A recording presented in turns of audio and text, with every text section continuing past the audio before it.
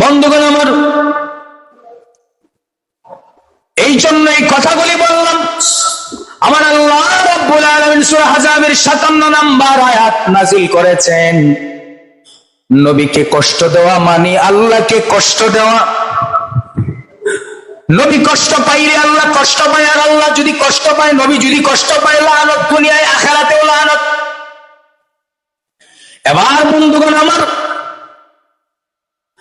হজ করার পরে, হজের ফরজ ওয়াজিব আদায় করার পরে হজকে পরিপূর্ণ করার জন্য হাজী সাহেবগণ দৌড়াইয়া মদিনায় চলে যায়। ঠিক না বে ঠিক? যারা ইমানদার তারা মক্কায় বসে থাকতে পারে না। এমন নবীর আশেক আছে, পাগল আছে, যারা হজ করতে গিয়া মক্কা শরীফ আগে যাওয়ার পরে নিজের টাকা দিয়া আগে মদিনায় গিয়া উমরা না কইরা, উমরা করার আগে মক্কা শরীফ গিয়া মক্কা শরীফ পৌঁছার পরে হোটেলে ওঠার পরে নিজের পকেটের টাকা খরচ করে উমরা না করার আগে আগে মদিনা মুনাওয়ারায় আমার নবীকে দেখা দিয়া সালাতু সালাম দিয়া আসে। কথা বলেন সুবহানাল্লাহ। এইরকম অসংখ্য নজির আছে। যারা নবীকে ভালোবাসে, নবীকে মহব্বত করে, যারা নবীর প্রেমে বিভোর হয়ে আছে, তারা মক্কা শরীফ যাওয়ার পরে নিজের অর্থ দিয়ে আগে মদিনায় যায়। মদিনায় গিয়া নবীর রওজায় সালাতু সালাম দিয়া নবীর কাছ থেকে দোয়া চায়া তারপর মক্কা শরীফে আইসে হজ আদায় করে। হজের কাজ সম্পূর্ণ করার পরে এবার হজকে পরিপূর্ণ করার জন্য, হজকে আল্লাহর দরবারে কবুল করানোর জন্য দৌড়াইয়া মদিনা মুনাওয়ারার মধ্যে চলে যায়। এবার মদিনা মুনাওয়ারার মধ্যে যাইয়া নবীর রওজার সামনে দাঁড়ায়া জিয়ারত করে, নবীর রওজার সামনে দাঁড়ায় চোখের পানি ছেড়ে সালাতু সালাম দেয়।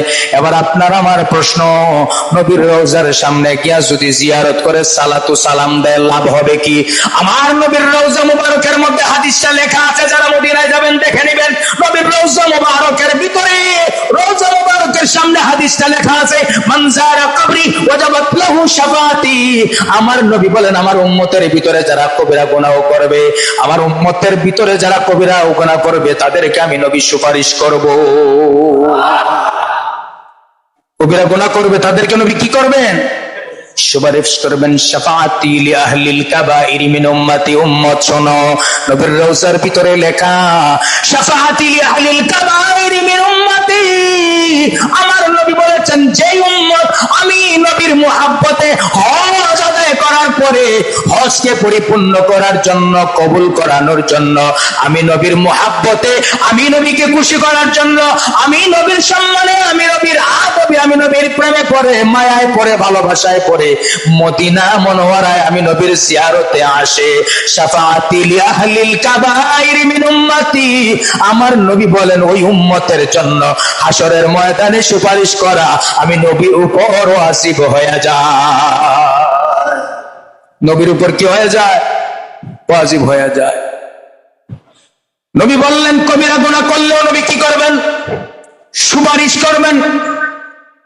শাফাআতি লি আহলিল কাবাইরি মিন উম্মতি। আমার রওজায় যদি কেউ আমাকে উদ্দেশ্য করে আসে, আমার মহব্বতে আসে, আমার ভালোবাসায় যদি আসে, আমি নবী কথা দিলাম আমার ওই উম্মতকে সুপারিশ করা আমি নবীর জন্য ওয়াজিব হয়ে যায়।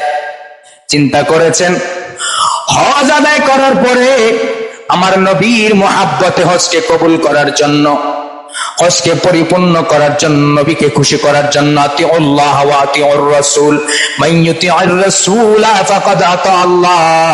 আমার আল্লাহ কয়, আমার নবীকে যদি খুশি করস আমি আল্লাহ খুশি। আমার নবীর আনুগত্য করলে আমি আল্লাহর আনুগত্য হয়ে যায়। আমি আমার নবীর গোলামি করলে আমি আল্লাহর গোলামি হয়ে যায়। আমার নবীর দাসত্ব করলে আমার আল্লাহর দাসত্ব হয়ে যায়। আমি আমার নবীর কাছে ক্ষমা চাইলে আমি আল্লাহর কাছে ক্ষমা চাওয়া হয়ে যায়।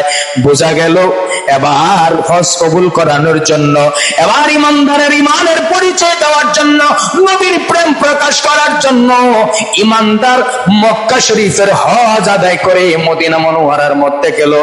আর যাওয়ার পর আমার নবীজি ওয়াদা দিয়েছেন, শাফাআতি লি আহলিল কাবাইরি মিন উম্মতি। উম্মতরে ওয়াদা দিলাম, ওয়াদা দিলাম, ওয়াদা দিলাম, ওয়াদা দিলাম, তুমি যদি একমাত্র আমি নবীর উদ্দেশ্য করে, আমি নবীর মহব্বতে, আমি নবীর প্রেমে পড়ে, মায়ায় পড়ে মদিনা মুনাওয়ারায় আমি নবীর জিয়ারতে আয়েশা, আসসালাতু ওয়াসসালামু আলাইকা সাইয়্যিদি ইয়া রাসূলুল্লাহ, আমার নবীকে যদি সালাম দাও, আমার নবীকে যদি সম্মান করো, তাজিম করো। আমার নবী বলেন, ইয়াহলিল কাবাইরি মিন উম্মতি, আমি নবী কথা দিলাম আমার ওই উম্মতের জন্য আমার শাফাআত ওয়াজিব হয়ে যায়। সুবহানাল্লাহ কন্যা। এবার আমরা মুসলমান এত আবেগী, কত ইসলামিক দল আছে, হিসাব আছে? ইসলামিক দলের কোন হিসাব আছে? হিসাব নাই। কিন্তু আপনাকে হিসাব করতে হবে। আপনাকে কি করতে হবে? হিসাব করতে হবে, চিন্তা করতে হবে, বুঝতে হবে, বাছাই করতে হবে কোন দলের ভিতরে নবীর মুহাব্বত আছে, কোন দলের ভিতরে নবীর তাজিম আছে, কোন ইসলামিক দলের কাছে নবীর সম্মান আছে, তাজিম আছে, নবীর মুহাব্বত আছে, আল্লাহর ইজ্জত আছে, সম্মান আছে, সাহাবায়ে কেরামের তাজিম আছে, আহলে বায়াতের তাজিম আছে, আউলিয়া কেরামের তাজিম আছে। তুমি তাকে চিনো, কারণ ওইটা ছাড়া ঈমান নাই, ওটা ছাড়া ঈমান নাই।